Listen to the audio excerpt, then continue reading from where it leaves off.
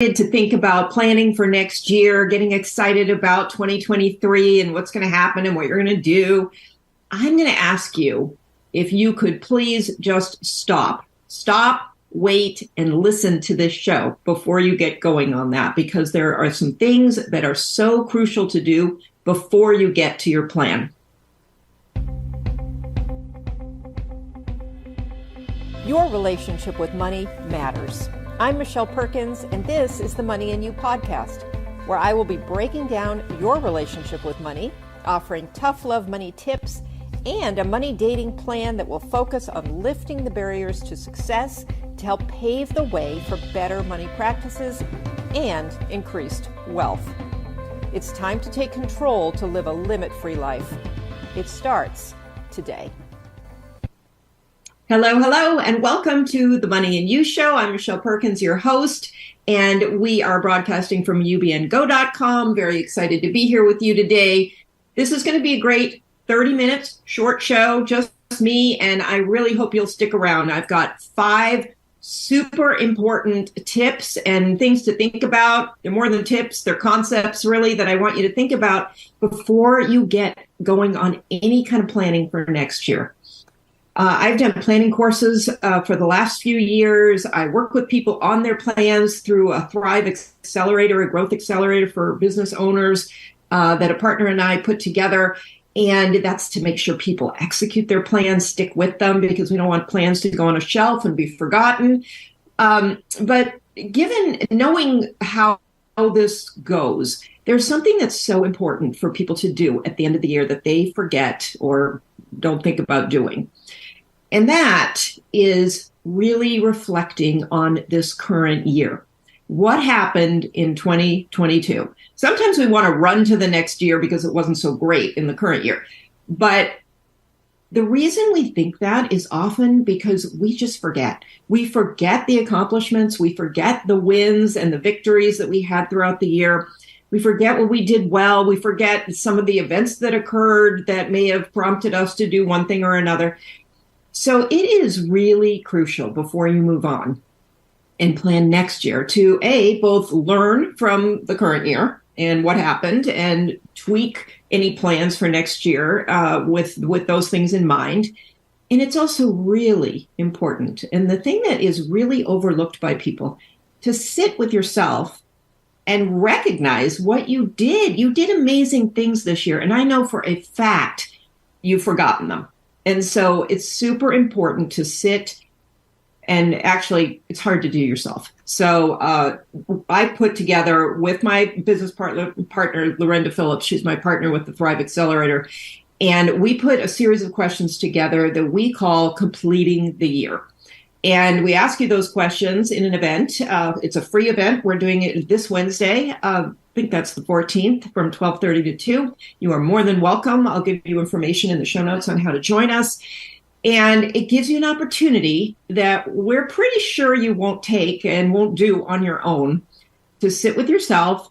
And as we ask these questions, you're going to reflect back on your year. And I promise you, if you go from January month by month and you answer these questions, you are going to be really, well, I hope you feel really good, because you're going to notice the things that you did that you've forgotten. You're going to remember them, and you're going to understand better what happened during the year, what transpired, what caused you to, keep going or pivot or whatever you did.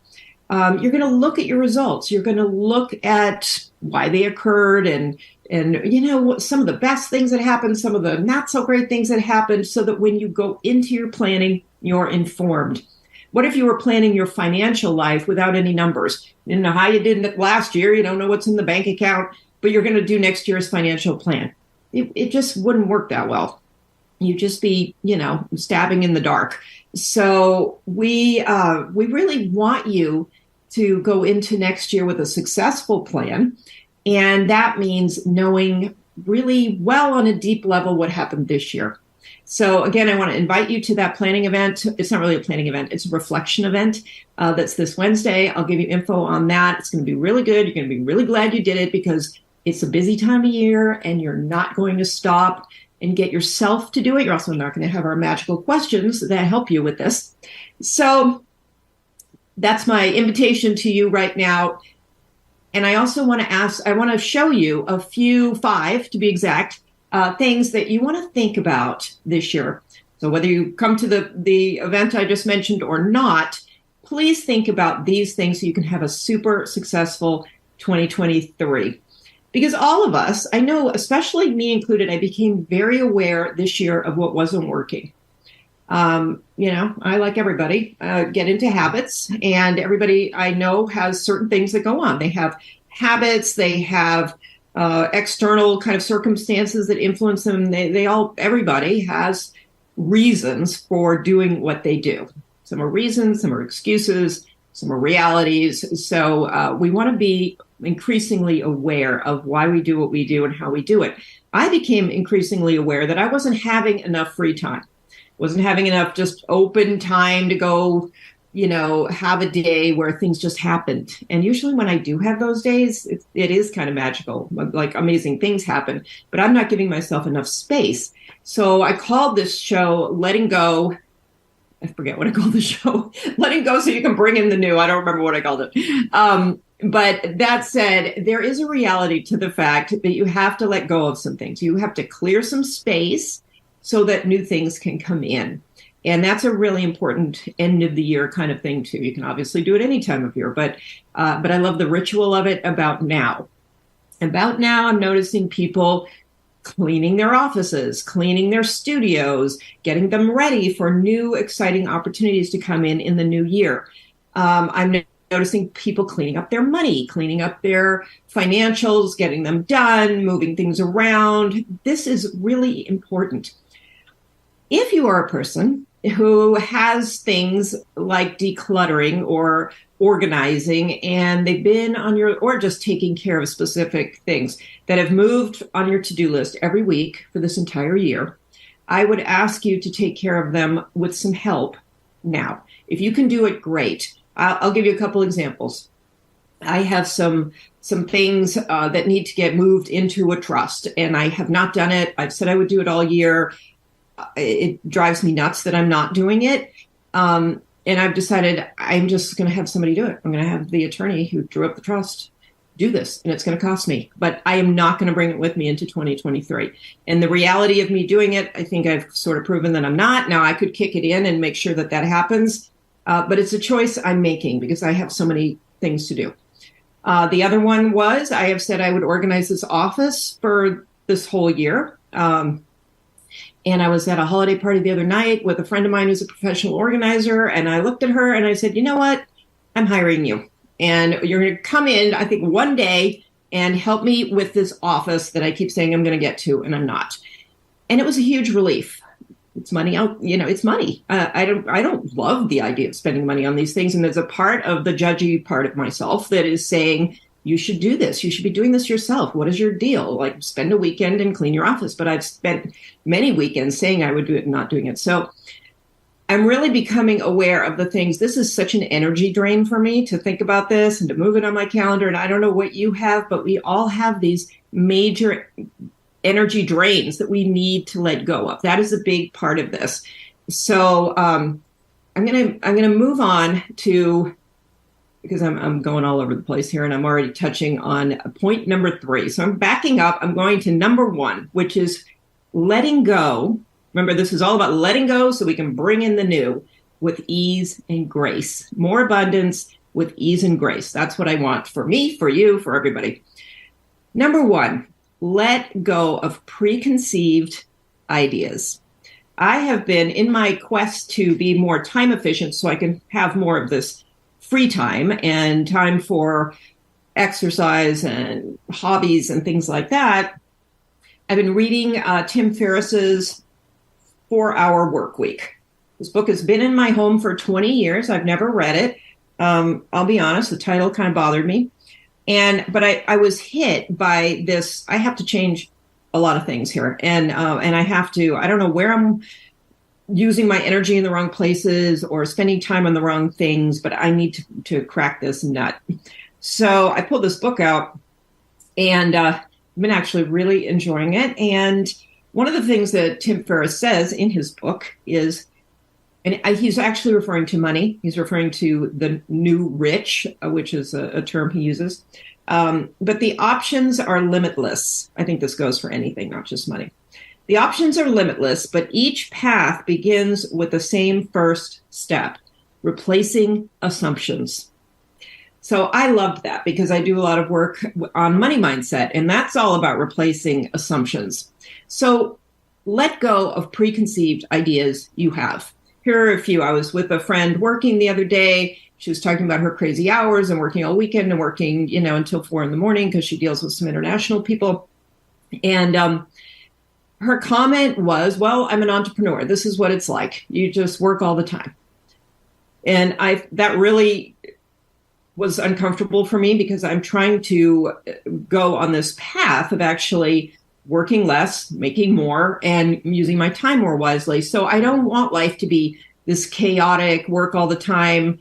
I've been there. I've done that. I get the entrepreneurial thing, but that feels out of control to me at this point. And I feel like entrepreneurs should control their schedule to the extent possible. So that's a preconceived idea that I think is a myth. That is something that, I think would be wise to let go of and replace that with an assumption that other entrepreneurs I know have, which is I'm in complete control of my schedule. That's why I'm an entrepreneur. I work when I choose and I take X amount of time off and I have boundaries. So I think it's really interesting to look at our assumptions. There are a lot of preconceived ideas that I think are very damaging. I'm just a housewife. That's a terrible assumption, idea, thought. I mean, the just part is not being a housewife, but being the just a housewife.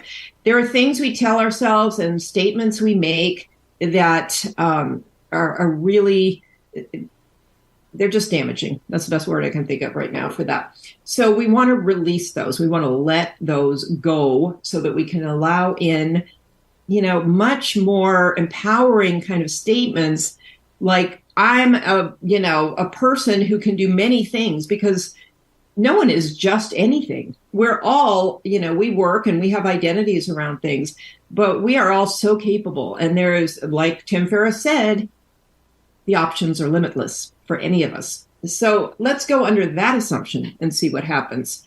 I have to work hard to make money. I like hard work. I think hard work is an ethic that I have. But do you have to work hard to make money? No, that's a myth. There are many, many ways to do that. A lot of money myths, just tremendous number of money ideas and assumptions that will take you down a road you don't really want to go and not be very empowering. So look at your assumptions, let go of the ones that aren't working out for you. They're not helpful. They're negative. They make you feel inadequate. They cause you to be undervaluing yourself. Get rid of those. This is the time to do that before you get into planning the next year. You want to plan under new assumptions. If you continue to plan under your existing assumptions, guess what? Your plan is going to look just like it's always looked. The results are going to look just like they've always looked. Drop all that. It's time to remake things. And that's the beauty of this. It's a really creative process. So work it. Okay. I want to talk next. Number 2 is about time and energy wasters. And that's probably where I'm really enjoying the 4-Hour Workweek book. I have no real aspirations to have a 4-hour work week, but it's really made me aware of how much we waste time. Oh my gosh, it's so interesting. And one of his best questions, I think, is, am I inventing things to avoid the important? And I think we all do that. I mean, we have priorities. We have things that are the most important things that we can do in our business, in our life. They create the most value for us. That's why they're important. They're either meaningful, in our lives, like, serving other people, or they're the revenue generators, or, they're the things that where we're creating the thing that is most important to us, writing that book, or, writing that movie, whatever it is that is most important. And so if you if you aren't using your time right and you're letting everything else distract you, get in the way, so that that most important thing or the three top most important things you're never getting to, it is a great question. What am I inventing? I mean, do I really need to clean the house right now? Do I really need to drive across town to a particular meeting? So what are you inventing to avoid the important? The other great question he asked is, am I productive or just active? And I think somewhere in our gut, we know when we're just busying ourselves, but it's a really hard thing to change because you can rationalize it. It's all important. It all needs to be done. Maybe you're saying, well, I'll just get this done first so I can, again, clear space, clear the avenue for the really important thing, but it's better to just jump on the important thing. So we talked a lot about the 80-20 rule and all of that good stuff. And I think if we really looked at it, we could shrink our time down quite a bit for the important things, make those happen, and feel such a sense of freedom and knowing that you can take care of the things that mean the most to you. That's empowering. That feels really good. You feel really productive. You feel fulfilled and like you're doing, what really matters. So one thing that I really think is important is to create a little matrix. For all of us, we should probably know how we spend our time. Time tracking is important. But if you look at a matrix and you've got 4 quadrants, one is things that you have to do. Like you're just the person. It's within your superpower. It's your baby. It's the best thing for you to do. Those are the important things we just talked about. So those are what you can do. But what can you delegate? What can you automate? And what can you just let go of? So if you're looking at your time, if you're tracking it, if you're paying attention to it, think in terms of that matrix and where the things that you're doing are falling. And can you move that little puzzle around and make sure that, some things you let go of altogether and some things you automate or delegate. That always sounds really simple, right? And like just automate or delegate. But delegating means you may have to hire someone, or you may have to really look at, the team that you have and figure out who would be best to do this, train them, go through that kind of agonizing process of getting them up to speed and, dealing with mistakes. So it's not easy. And that's part of the reason we don't do it, because there's a whole setup process. And what I've really come to learn, especially through doing my Money Date classes, is the setup process for things can stop people. If they think they have to set up a budget, or if they think they have to set up, certain accounts, that becomes the block. And same with hiring, it sounds like a big deal. So we just keep doing the same thing we've been doing. So it's important to take the time, do the setup, because once you're set up, then it can all run smoothly, and it can happen for you.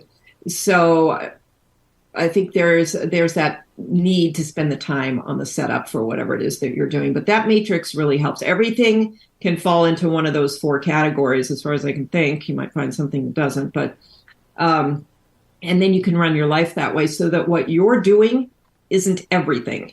That is not a recipe for efficiency or, actually a good life, because that does create chaos and just reacting constantly to things. Okay. That is number 2, time and energy wasters. So we have preconceived ideas you want to let go of. We have time and energy wasters that you want to get rid of. And follow up to that, number 3 is clutter. Where is your clutter? Do you have clutter in your space? Do you have clutter in your email? I'm finding email, and he addresses that a lot in the book too, to be a big source of distraction. I look at it too many times during the day. I answer emails I shouldn't be answering. I should batch those things together. Have a couple of times a day that I actually look at it and work through the email. So I'm going to change all that. And again, that's not going to be easy. I'm going to have to set up a system. Social media. How much is that cluttering your day? How much are podcasts even? Netflix. I mean, keep listening to podcasts because I want you to keep listening to this one. So, but, there's so much driving. Do you clutter up your life with too many errands that require too much driving? Can you batch those together?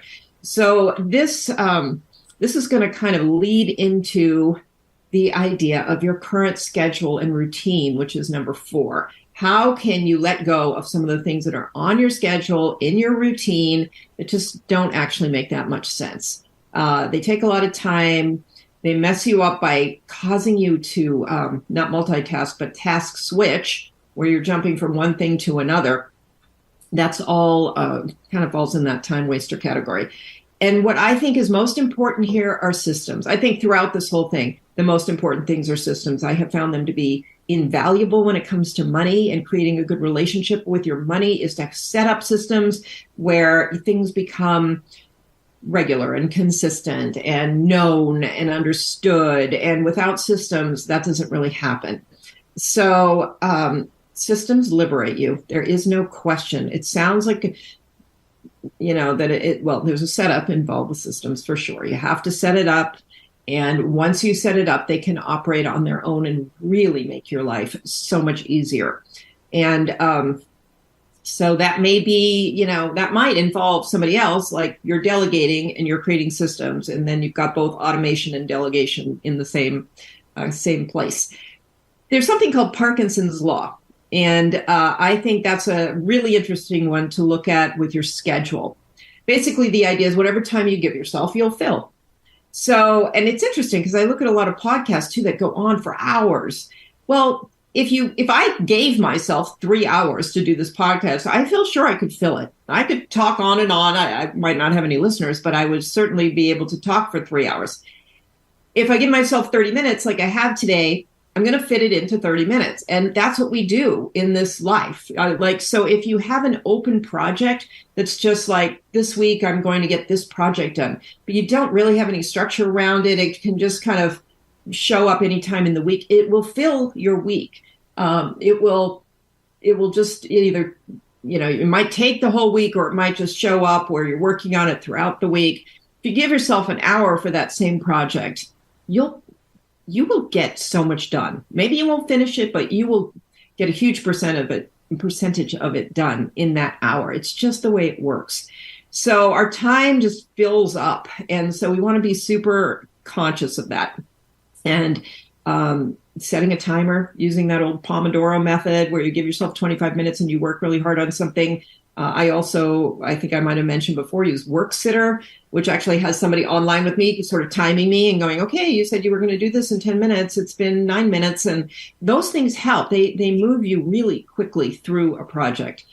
So when you create your new schedule or your new routine, don't let things be super open-ended. And if you have a blog to write that week, give yourself an hour to write a blog. Don't give yourself the day or 3 days to write a blog, because you'll either write the blog in the hour or you'll write the blog in 3 days.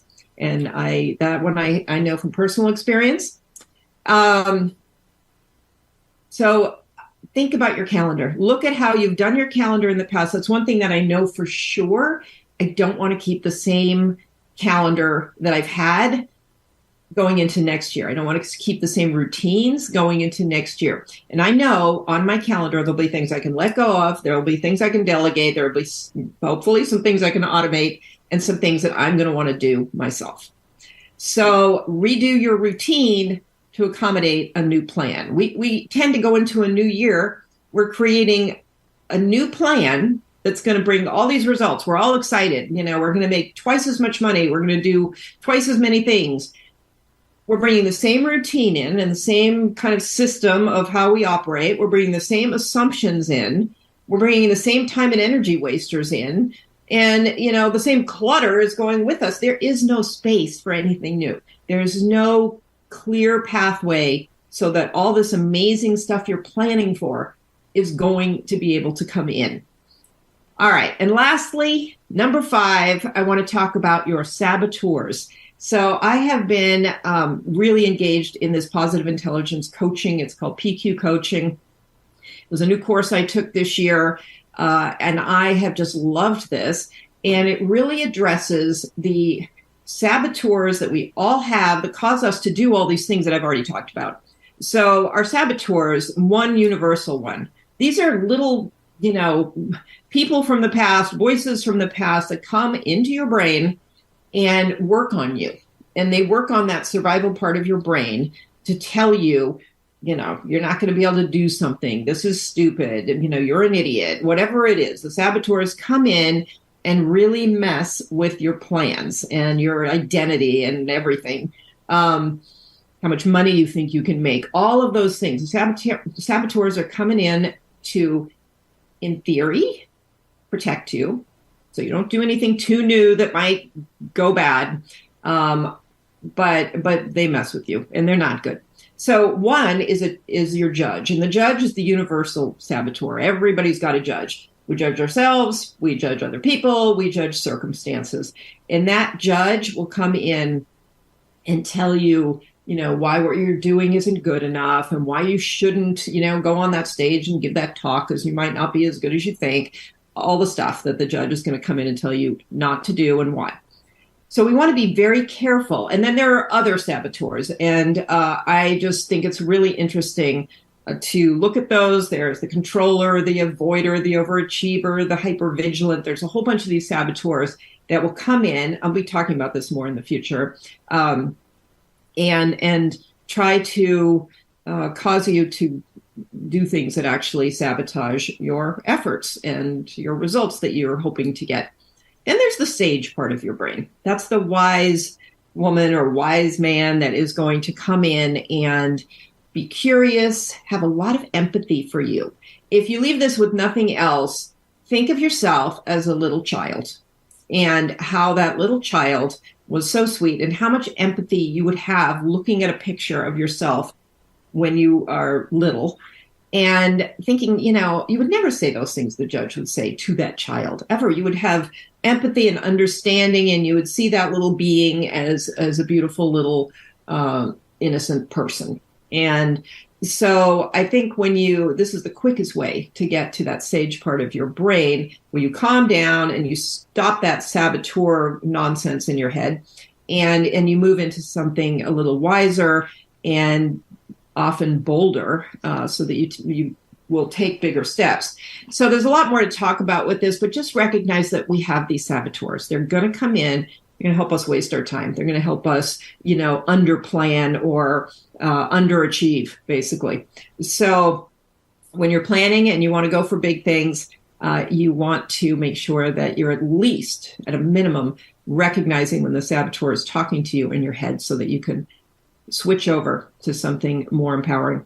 So that is what I have for you today. I'm super excited for you to stop and wait on that planning until you've reflected on this year, really seen the successes, because knowing that where your successes were in one year will help you to have bigger successes in the next year. If your saboteurs are talking to you, all they're going to talk about is what you didn't accomplish this year, what you never got to, what didn't work well, the mistakes that were made.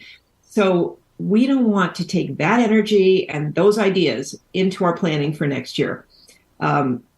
So please, if you can, come to our Completing the Year workshop, event, whatever you want to call it, on Wednesday from 12:30 to 2. You can reach out to me, or if you sign up for my newsletter, you would be getting information on that. And but you can reach out to me at Michelle, 2 L's, at limitfreelife.com. Happy to send you the registration page for that. And have a wonderful week and start letting your mind be creative with these thoughts. What can you recognize that you did well this year, but also how can you save yourself from any of the things, whether that's your schedule or your clutter or whatever, that might negatively impact next year. So thank you so much for being here, and we will see you next week. Talk to you next week.